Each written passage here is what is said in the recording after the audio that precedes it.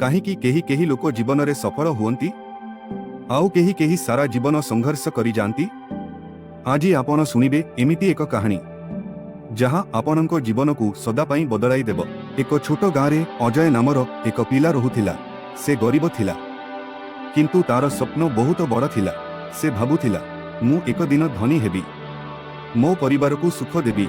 किंतु तार परिस्थिति ताकू रोकुथिला। टंका नथिला, सुजोग नथिला, तथापि तार मनरे एक आगुन जळुथिला, मु हारिबी नहीं। प्रतिदिन सकाळे अजय जल्दी उठुथिला। से कष्ट करुथिला, छोट काम करुथिला। दिन सारा काम करिबा परे तांको पाखरे किछि टंका रहुथिला, किंतु से टंका बेसी समय रहुनथिला। केबे खर्च केबे समस्या। से भाबुथिला मु एते कष्ट करुछि तथापि गरीब कहीं गाँवर लोके ताकू देखि हसुथिले। सेमाने कहुथिले अजय तू जेते कष्ट करू तू केबे धनी हेबुनी। एही कथा तांको मनकू चोट देउथिला। से रातिरे एकाकी बसी भाबुथिला सतरे कि मु किछि करि परिबी नहीं। एक दिन अजय बहुत दुखी थिला। से गाँवर बाहरे गछ तले बसिथिला। तांको आखिरे लुह थिला। से भाबुथिला मो जीवन एमिति काहिंकी। सेतेबेले एक वृद्ध लोक धीरे धीरे सेठाकू आसिले। से थिले एक ज्ञानी गुरु। गुरु अजयंकू देखि पचारिले बेटा तू काहिंकी दुखी। अजय प्रथमे किछि कहिला नहीं, किंतु परे से निज दुख कहिदेला। मु गरीब, मु चेष्टा करुछि किंतु किछि बदलुनी। गुरु शांत भावे तांको कथा सुनुथिले। गुरु हसी कहिले तू निजकू गरीब भाबुछु, सेई पाई तू गरीब। एही कथा सुनी अजय आश्चर्य हेला। से कहिला मु टंका नथिबारु गरीब। गुरु कहिले ना तू भावनारू गरीब। गुरु कहिले धन प्रथमे मनरे तैयारी हुए। जेतेबेले तू निजकू शक्तिशाली भाबुछु सेतेबेले जीवन बदलिबा आरंभ हुए।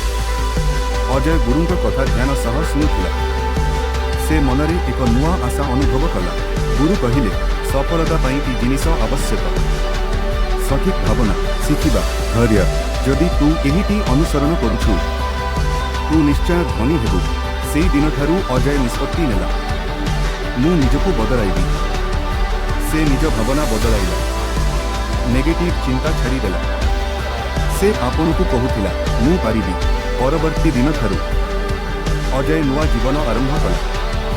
से सकाळे शीघ्र उठुथिला। से शिखुथिला, काम करुथिला। धीरे धीरे तार जीवन बदलिबा आरंभ हेला। अजय एबे प्रतिदिन सकाळे सूर्य उदय पूर्वरु उठुथिला। से शांत होई बसी निज जीवन विषय रे भाबुथिला। अजय एबे खाली समय नष्ट करुनथिला। से पुस्तक पढुथिला। गरीबीरू बाहरिबा पई से ज्ञान खोजुथिला। प्रथमे से बुझु नथिला, किंतु से हार मानिला नहीं। से निजकू कहिला आजी नुहे तो काली मु शिखी जीवी। गाँवर लोके एबे मध्य ताकू हसुथिले। सेमाने कहुथिले पुस्तक पढ़ी केही धनी हुएनी। किंतु अजय एथर चुप रहिला। से आउ तांको कथारे प्रभावित हेउनथिला। से निज लक्ष्य उपरे ध्यान देउथिला। एक दिन गुरु पुनी अजयंकू भेटिले। से पचारिले तू कौन शिखुछु? अजय नम्रतारे कहिला मु ज्ञान संग्रह करुछि। गुरु हसी कहिले ठीक पथरे अछु, किंतु काम करिबा मध्य जरूरी। गुरु कहिले ज्ञान कार्य सफलता। एही कथा अजयंकू भल लागिला।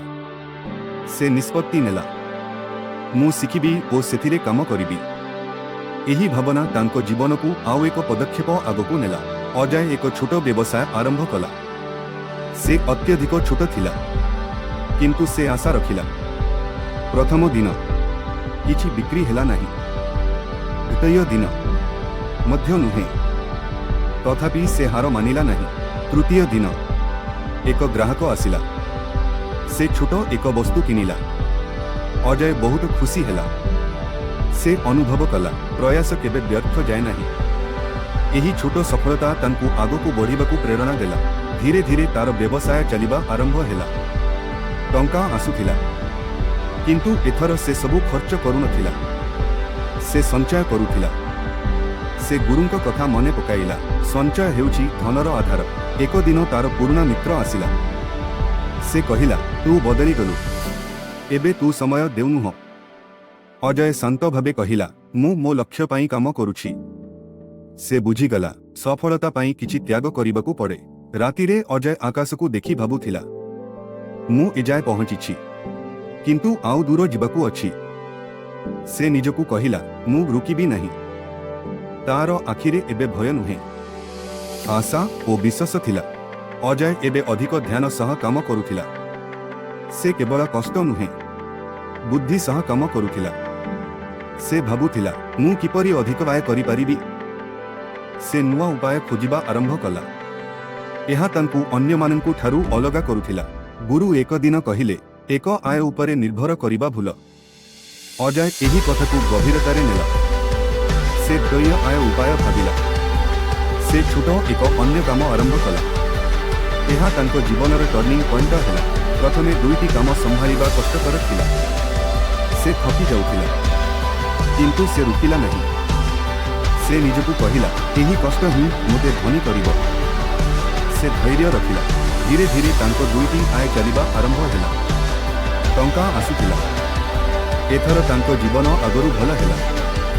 ସେ ଖୁସି ହେଲା, କିନ୍ତୁ ସେ ଅହଙ୍କାର କରିଲା ନାହିଁ। କିଛି ଲୋକ ତାଙ୍କ ସଫଳତାକୁ ଦେଖି ଈର୍ଷ୍ୟା କରୁଥିଲେ। ସେମାନେ ତାଙ୍କ ବିରୁଦ୍ଧରେ କଥା କହୁଥିଲେ। ଅଜୟ ଏହା ଶୁଣିଲା, କିନ୍ତୁ ସେ ଚୁପ୍ ରହିଲା। ସେ ବୁଝିଲା, ସଫଳତା ସହିତ ଶତ୍ରୁ ଆସେ। ଗୁରୁ କହିଲେ, ଶତ୍ରୁକୁ କେବେ ଅବହେଳା କରନ୍ତୁ ନାହିଁ, କିନ୍ତୁ ସେମାନଙ୍କ ସହ ବିବାଦ କରିବା ମଧ୍ୟ ଭୁଲ। ଅଜୟ ଏହି କଥାକୁ ମନେ ରଖିଲା। ସେ ନିଜ କାମ ଉପରେ ଧ୍ୟାନ ଦେଲା। ଏକ ଦିନ ତାଙ୍କ ବ୍ୟବସାୟରେ ହାନି ହେଲା। ସେ ବହୁତ ଚିନ୍ତିତ ହେଲା। ସେ ଭାବୁଥିଲା, ମୁଁ ପୁଣି ଗରିବ ହେଇଯିବି କି? କିନ୍ତୁ ସେ ଭାଙ୍ଗି ପଡ଼ିଲା ନାହିଁ। ସେ ଗୁରୁଙ୍କ ପାଖକୁ ଗଲା। ସବୁ କଥା କହିଲା। ଗୁରୁ ଶାନ୍ତ ଭାବେ କହିଲେ, ସମସ୍ୟା ହେଉଛି ଶିକ୍ଷା। ଭୁଲରୁ ଶିଖ, ଭୟ କରନି। ଅଜୟ ନିଜ ଭୁଲ ଖୋଜିଲା। ସେ ସେଥିରୁ ଶିଖିଲା। ସେ ନୂଆ ଷ୍ଟ୍ରାଟେଜି ତିଆରି କଲା। ଏଥର ସେ ଅଧିକ ସାବଧାନ ହେଲା। ଏହି ଭାବନା ତାଙ୍କୁ ଆଉ ଶକ୍ତିଶାଳୀ କରିଦେଲା।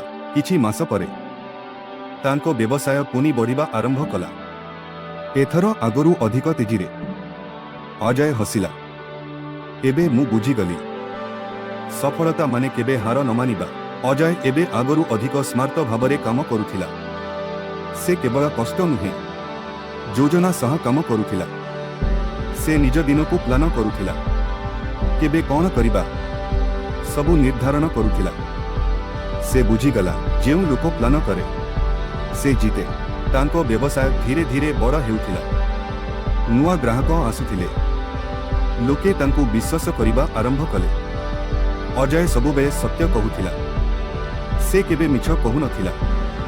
ଏହା ତାଙ୍କ ସଫଳତାର ମୁଖ୍ୟ ରହସ୍ୟ ହେଲା। ଏକ ଦିନ ଗାଁର ସେହି ଲୋକେ ଯେମାନେ ତାକୁ ହସୁଥିଲେ, ସେମାନେ ଏବେ ତାଙ୍କ ପାଖକୁ ଆସିଲେ। ସେମାନେ କହିଲେ, ଆମକୁ ମଧ୍ୟ କିଛି ଶିଖା। ଅଜୟ ଶାନ୍ତ ଭାବେ ହସିଲା। ଅଜୟ କାହାକୁ ଘୃଣା କରିଲା ନାହିଁ। ସେ ସବୁକୁ ସହଯୋଗ କଲା।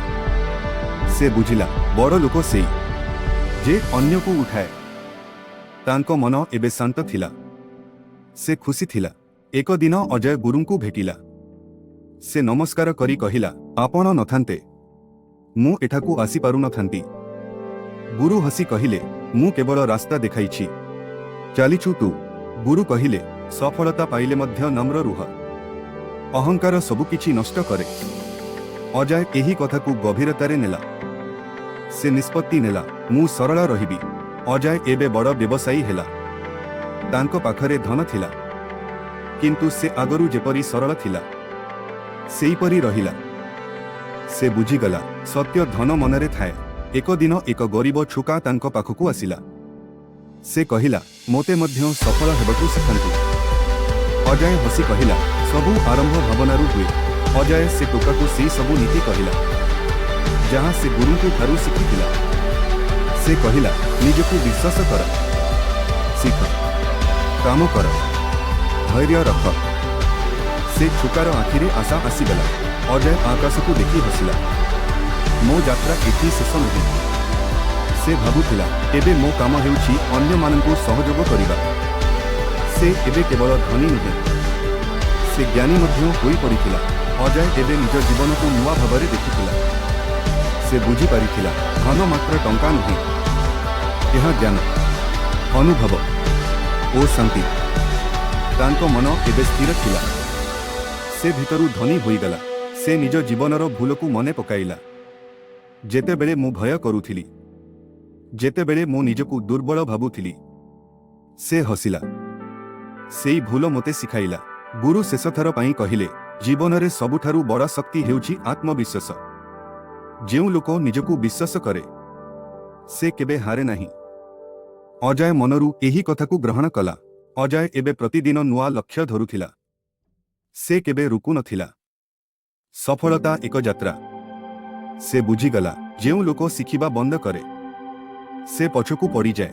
ସେ ତାଙ୍କ ପାଖକୁ ଆସୁଥିବା ପ୍ରତ୍ୟେକ ଲୋକଙ୍କୁ ଏକ କଥା କହୁଥିଲା, ନିଜକୁ କେବେ ଛୋଟ ଭାବନ୍ତୁ ନାହିଁ। ଆପଣ ଯେତେ ଭାବୁଛନ୍ତି, ତାହାଠାରୁ ଅଧିକ ଶକ୍ତିଶାଳୀ। ଲୋକେ ଏହି କଥା ଶୁଣି ପ୍ରେରିତ ହେଉଥିଲେ। ଏକ ଦିନ ସେ ତାଙ୍କ ପୁରୁଣା ଦିନକୁ ମନେ ପକାଇଲା। ଗରିବୀ, ଅପମାନ, କଷ୍ଟ। ତାଙ୍କ ଆଖିରେ ଲୁହ ଆସିଗଲା। ଏହି ସବୁ ନଥାନ୍ତା, ମୁଁ ଆଜି ଏଠାରେ ନଥାନ୍ତି। ସେ ବୁଝିଲା, ସମସ୍ୟା ହିଁ ଆମକୁ ଶକ୍ତିଶାଳୀ କରେ। ଯେଉଁ ଲୋକ ସମସ୍ୟାକୁ ଜିତେ, ସେଇ ଜୀବନକୁ ଜିତେ। ଏହି କଥା ତାଙ୍କ ଜୀବନର ସତ୍ୟ ହେଲା। ଅଜୟ ଏବେ ଏକ ମହାନ ବ୍ୟକ୍ତି ହେଲା, କିନ୍ତୁ ସେ ନିଜ ମୂଳକୁ ଭୁଲିଲା ନାହିଁ। ସେ ସବୁବେଳେ ନମ୍ର ରହିଲା। ସରଳତା ହେଉଛି ସବୁଠାରୁ ବଡ଼ ଶକ୍ତି। ସେ ଏବେ ଲୋକମାନଙ୍କୁ କେବଳ ଧନୀ ହେବା ଶିଖାଉନଥିଲା, ସେ ଜୀବନ ଜୀବନ୍ତ କରିବା ଶିଖାଉଥିଲା। ଖୁସି ରହିବା ହିଁ ସତ୍ୟ ସଫଳତା। ଗୁରୁଙ୍କ କଥା ସେ ସଦା ମନେ ରଖିଥିଲା। ଧନ ଆସିବ ଓ ଯିବ, କିନ୍ତୁ ଜ୍ଞାନ ସଦା ଆପଣଙ୍କ ସହ ରହିବ। ଏହି କଥା ତାଙ୍କୁ ସଦା ସଠିକ୍ ପଥରେ ରଖିଲା। ଧନୀ ହେବା ଏକ ଦିନର କାମ ନୁହେଁ, ଏହା ଏକ ଅଭ୍ୟାସ, ଏକ ମାଇଣ୍ଡସେଟ୍। ଅଜୟ ଏହି କଥାକୁ ସବୁକୁ କହୁଥିଲା, ସମୟକୁ ସମ୍ମାନ କର, ସମୟ ହିଁ ଜୀବନ। ସେ ନିଜ ଜୀବନରେ ଏହା ପ୍ରମାଣ କରିଦେଲା। ଭୟକୁ ଜିତ। ଭୟ ହିଁ ସଫଳତାର ସବୁଠାରୁ ବଡ଼ ଶତ୍ରୁ। ଅଜୟ ଏହାକୁ ଜୀବନରେ ଅନୁସରଣ କଲା। ଆକ୍ସନ୍ ନିଅ। ଭାବିଲେ କିଛି ହୁଏନି, କରିଲେ ସବୁ ହୁଏ। ଏହି କଥା ତାଙ୍କ ସଫଳତାର ଆଧାର ହେଲା। ନିଜକୁ ଇମ୍ପ୍ରୁଭ୍ କର। ଦିନକୁ 1% ଭଲ ହେଉ। ଏହି ଛୋଟ ଅଭ୍ୟାସ ବଡ଼ ପରିବର୍ତ୍ତନ ଆଣେ। ସଫଳତା ସ୍ଲୋ ପ୍ରୋସେସ୍। ଧୈର୍ଯ୍ୟ ରଖ। ଅଜୟ ଏହି କଥାକୁ ନିଜ ଜୀବନରେ ପ୍ରମାଣ କଲା। କଷ୍ଟ ବିନା ଫଳ ନାହିଁ। ହାର୍ଡ ୱାର୍କ ହିଁ ଫଳତାର ରାସ୍ତା। ନିଜକୁ ବିଲିଭ୍ କର, ତୁ ପାରିବୁ। ଏହି କଥା ଜୀବନ ବଦଳାଇ ପାରେ। ଆଜିଠୁ ଆରମ୍ଭ କର, କାଲି କେବେ ଆସିନି। ଅଜୟ ଏହି କଥାରେ ବିଶ୍ୱାସ କରୁଥିଲା। ଯଦି ଆପଣ ଏହି ସବୁ ନୀତି ଅନୁସରଣ କରିବେ, ଆପଣଙ୍କୁ କେହି ଧନୀ ହେବାରୁ ରୋକିପାରିବେ ନାହିଁ। ଆପଣଙ୍କ ଜୀବନ ଆପଣଙ୍କ ହାତରେ। ଆଜିଠୁ ଆରମ୍ଭ କରନ୍ତୁ। ଏହି କାହାଣୀକୁ ପୁଣି ଶୁଣନ୍ତୁ। ଏହା ଆପଣଙ୍କ ଜୀବନ